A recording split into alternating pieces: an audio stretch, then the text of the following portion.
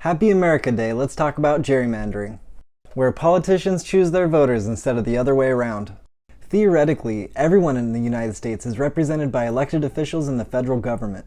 Each state gets 2 senators, and there are 435 seats in the House of Representatives.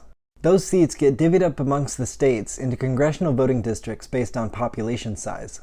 And a congressional voting district is a collection of residents and voters that live within a contiguous area. Nowadays, they have about 711,000 people in them. But the population is constantly changing. People die, people have babies, and people move around. So every 10 years, the government takes a survey called the census to figure out how many people there are and where the people are. If your state's population has grown faster than other states, then you get new seats in the House.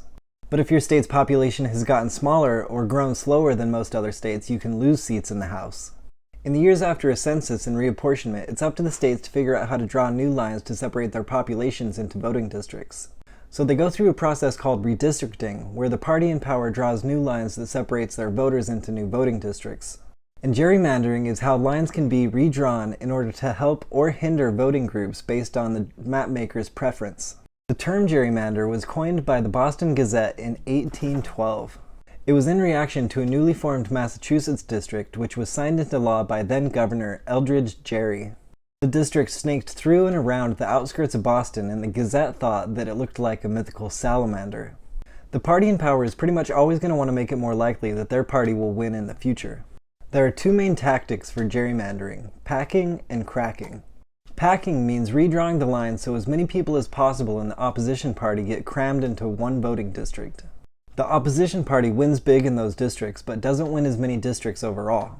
Cracking means putting the opposition party into districts where they have little to no chance of winning. Both tactics result in vote wasting, or less voter efficiency. And that's either a surplus of votes for a party that's above the threshold needed to win in that district, or a vote that results in a loss.